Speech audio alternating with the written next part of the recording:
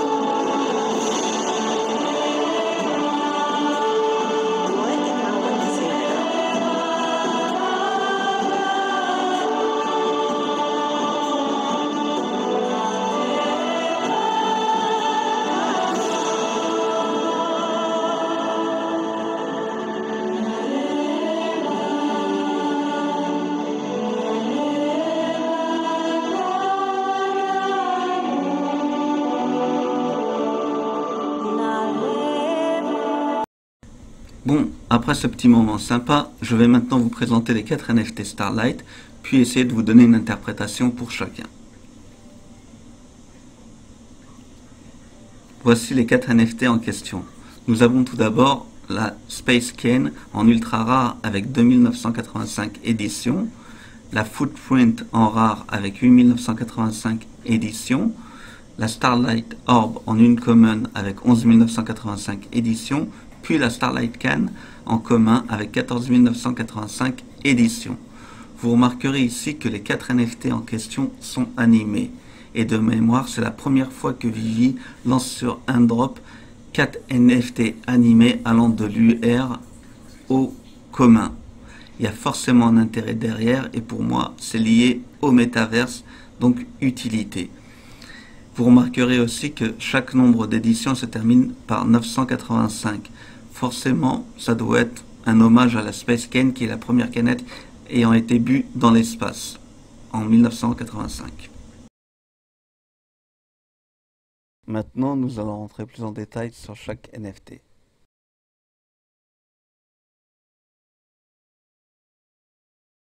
Concernant la Space Cane, donc l'ultra rare, au niveau de la capsule, juste après le drop et les semaines qu'on suivit, on pouvait remarquer un compteur numérique qui tournait dans tous les sens. Puis par la suite, ils ont fermé la capsule et on ne peut plus le voir. Pourquoi et quel est l'intérêt? On pourrait en tirer des conclusions plus tard. Sur l'image de droite, quand vous pénétrez dans la canette en elle-même, vous avez une espèce de ligne de mire qui est en réalité le téton qui flotte, mais toujours à la même place, avec deux points lumineux qui ressemblent à des planètes. Ça donne l'impression de direction.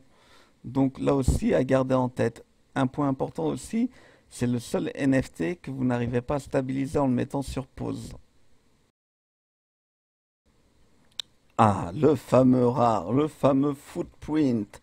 Alors lui, ça m'a directement sauté aux yeux. Il suffit de l'aplanir et là, ça m'a directement rappelé mes cours de géographie quand on ouvrait nos bouquins et qu'on voyait les schémas des couches terrestres. Pour moi, c'est évident. Mais regardez les détails dans la deuxième image. Quand on zoome, on voit parfaitement le détail du dessin, les rochers, la poussière, la terre, quoi. Et sur la dernière image, regardez où sont posés les deux personnages. Cette image, elle est tirée du site de Coca-Cola Création. Vous voyez bien que le terrain ressemble exactement au footprint. On retrouve les cristaux, la mise en forme. Pour moi, c'est clairement un land. Non, mesdames, messieurs, ce n'est pas un spéculoos ou un cookies comme beaucoup ont cru. Pour moi, c'est clairement une parcelle de terrain. Donc voilà, c'est un land. Et quand on connaît le prix des lands, on en arrive à l'orbe. Sur la première image, vous avez le NFT tel que vous l'ouvrez. Sur la deuxième image, quand vous retournez l'orbe, on a l'impression de voir un vortex. Moi, je dirais un peu plus loin, je dirais une Stargate, une porte des étoiles. Mais on y reviendra plus tard. Sur la troisième image, alors c'était dans le fond de l'orbe les semaines qui ont suivi le drop. Puis ça a été retiré bizarrement. Mais qu'est-ce que vous arrivez à deviner sur cette image? On a l'impression de voir quoi? Pour moi, c'est clairement une map. Et pourquoi ça a été retiré? Donc ici, je vais essayer de vous faire un rapprochement entre l'orbe et la Space Can. Au milieu, l'image, elle est tirée du site de Coca-Cola Création que vous pouvez consulter. On retrouve le cadran numérique plus bas qui bouge. Et ce même cadran était dans la Space Can, celui qui tournait dans tous les sens et pour lequel la capsule a été fermée. Donc voilà pourquoi ça me ramène probablement à une porte des étoiles.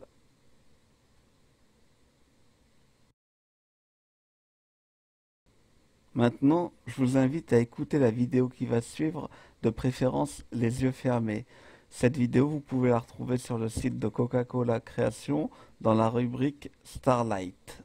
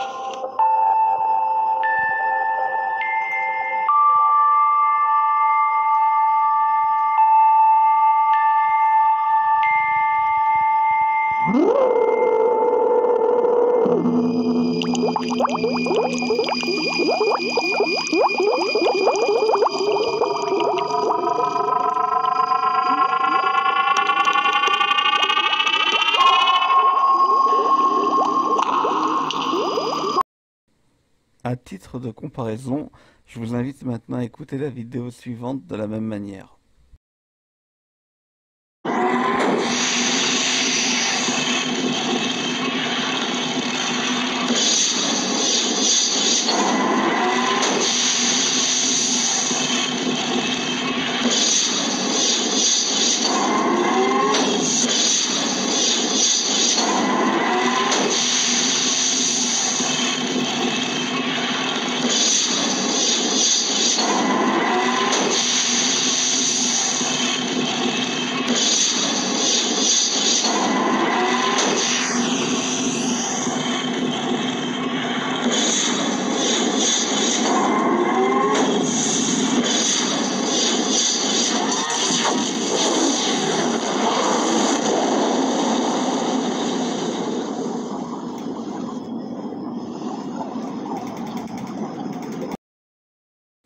Concernant la Starlight Can, je la considère comme une capsule de voyage. Pour ce point, je vous demanderai simplement de retenir les spirales autour de cette canette qui est en perpétuel mouvement. Vous vous souvenez de la fameuse campagne publicitaire Real Magic que vous avez vue en début de vidéo, où vous voyez l'orque allongé au sol et le gamer qui décapsule la bouteille. À ce moment-là, il y a un zoom qui est fait au niveau de l'œil de l'orque et on plonge à l'intérieur et on voit quoi? On voit les bulles de l'orbe. Puis on voit un genre de téléportation sous forme de canette et on retrouve les fameuses spirales. À vous d'en tirer les conclusions. Et regardez la suite.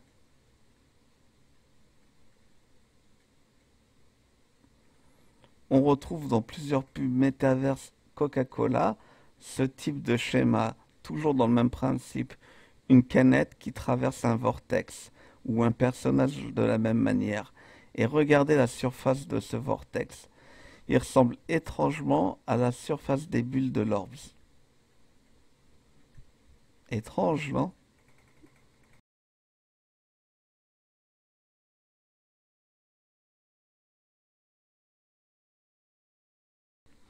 Dans la vidéo Avamax où le lien est en description, on peut remarquer deux choses essentielles. Tout d'abord, la chanteuse arrive en sortant de la Starlight Can, et la Starlight Can reste visible en arrière-plan tout au long de la vidéo.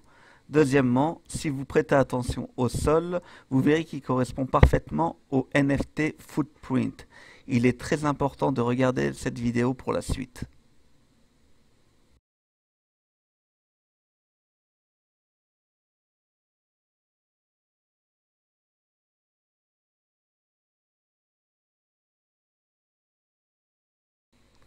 Bon, j'espère que vous avez trouvé cette petite pause sympa. Maintenant, on va enchaîner. Je vais vous faire un petit topo sur mes suppositions des différents NFT. Donc, concernant l'ultra rare, la Space Ken, pour moi, je suppose que c'est soit une boussole, un gyroscope, mais probablement, très probablement, un vaisseau spatial. Concernant le rare, le footprint, pour moi, c'est une évidence, c'est un land, c'est un morceau de terrain. Concernant la commun, la Starlight Can, pour moi, beaucoup d'indices qui montrent que c'est une capsule de voyage, ou un moyen de locomotion dans tous les cas. Et concernant la Orbs, soit un vortex, soit une Stargate, une porte des étoiles. Mais je penche vraiment pour la porte des étoiles au vu des éléments. Maintenant, êtes-vous prêt à passer à un autre niveau? Eh ouais, c'est pas fini. Je vais quand même un peu pousser dans l'analyse et il y a quand même pas mal d'éléments plutôt sympas. On va les voir maintenant.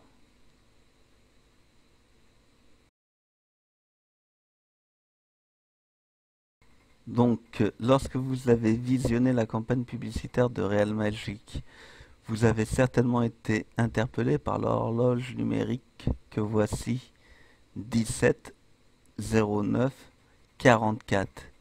Mais à quoi tout cela peut correspondre?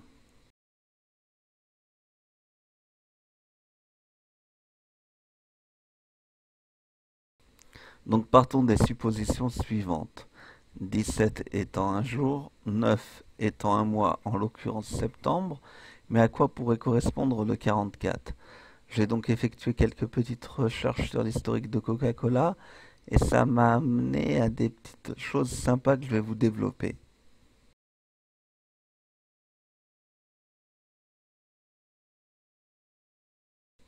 Donc j'ai retrouvé deux articles, un français, un américain, qui relatent plus ou moins les mêmes faits, donc même les mêmes faits.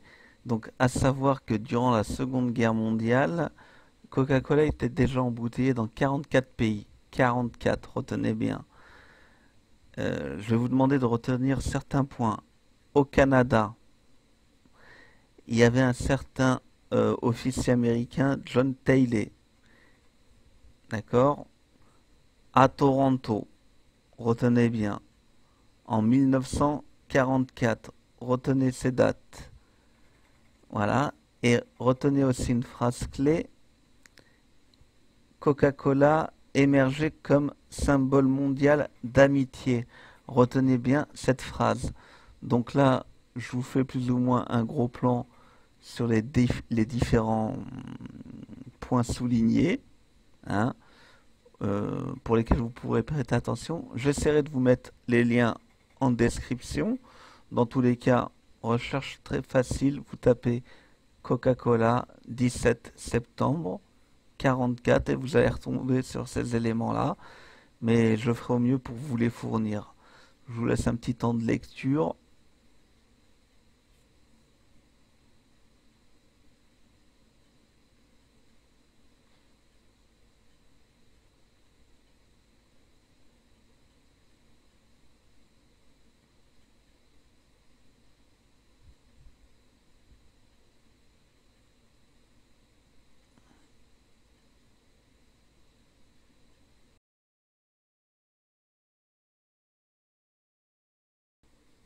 Donc, de ces articles, on peut en déduire que le nombre 44 correspond aux 44 nations où le Coca-Cola était encapsulé et dont la plupart de ces nations étaient en guerre.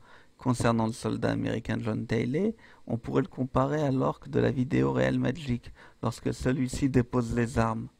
On sait aussi que Coca-Cola a joué un rôle fédérateur important lors de la Seconde Guerre mondiale, d'où le message de la vidéo version américaine, nous sommes à un coca l'un de l'autre. Et version française, il suffit d'un Coca-Cola pour nous rapprocher. Ce qui est troublant dans ce message, c'est qu'on sait que Coca-Cola a acheté plusieurs terrains sur plusieurs métaverses comme Sandbox, Decentraland, etc. Et même une île sur le jeu Fortnite. On sait aussi que nos 4 NFT Starlight de Vivi viennent d'un même drop. Ils sont tous animés de l'UR au commun. De mémoire, c'est le seul drop qui a cette particularité, sauf erreur de ma part. On peut clairement supposer qu'ils vont avoir un rôle important dans le monde du métaverse, et pourquoi pas un rapprochement entre les différents métaverses, comme dans le message de la vidéo. Nous sommes à un coca l'un de l'autre, pour être en mesure de passer d'un métaverse à l'autre. Mais il reste aussi une théorie. Est-il possible que Coca-Cola et Vivi aient négocié les footprints NFT en tant que parcelles de terrain sur le Viviverse? À savoir que footprint signifie empreinte de pas. Donc, ceci n'est pas un conseil en investissement. Je vous laisse vous faire votre opinion.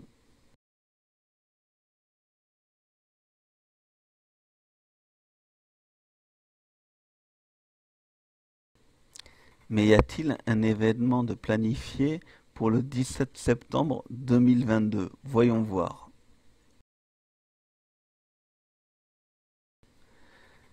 Eh bien, bingo, samedi 17 septembre, concert Ghost, Coca-Cola Coliseum, Toronto, Canada. On retrouve les mêmes éléments que l'article de l'histoire de Coca-Cola, Canada, Toronto. Maintenant, ce qui est intriguant, il y a un terme, c'est Coliseum.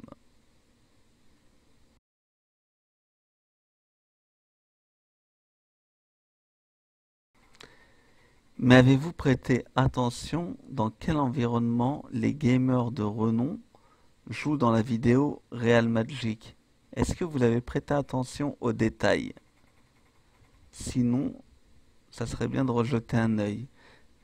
Voilà. Alors ce qu'il faut savoir, c'est que durant l'Empire romain, les gladiateurs combattaient dans des arènes, notamment la plus connue, le Coliseum. Et vous remarquerez que dans la vidéo, les orques ont des tenues de gladiateurs. Et sur la première image que vous voyez, c'est la vidéo du Real Magic où on arrive à percevoir l'arène. Et dans la seconde image, c'est le Coliseum de Toronto. Et au niveau de l'infrastructure et des éléments, on voit que la vidéo a été tournée au même endroit.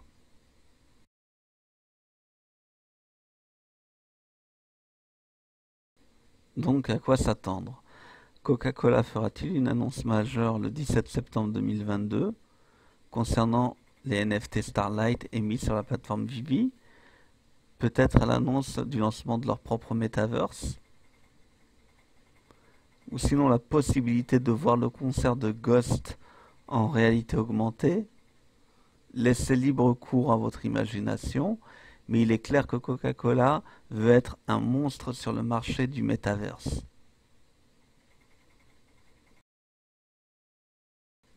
Donc voilà les amis, cette vidéo arrive à terme.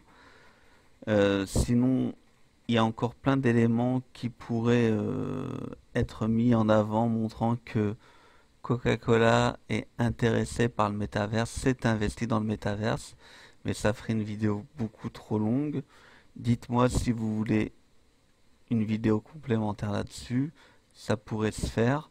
Sinon, je vous demanderai d'être indulgent. J'ai fait cette vidéo pour une première avec les moyens du bord. Donc à partir de là, je vous demanderai, si ça vous a plu, de liker, de commenter et de diffuser un maximum cette vidéo. Allez, peace!